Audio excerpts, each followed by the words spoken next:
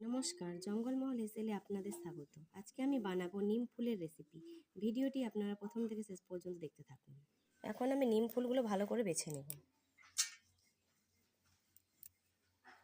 দেখুন, নিম ফুলগুলো সুন্দরভাবে বাছা হয়ে গেছে। এরপর আমি ধুয়ে রেডি করে নেব। নিম ফুল ধোয়া রেডি হয়ে গেছে। আর এদিকে আমি ছোট ছোট করে আলু কেটে নিয়েছি।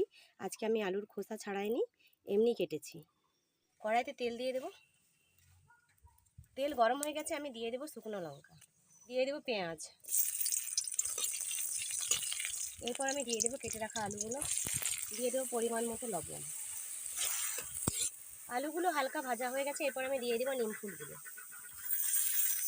এখন আমি কিছুক্ষণ ঢেকে রেখে দেবো।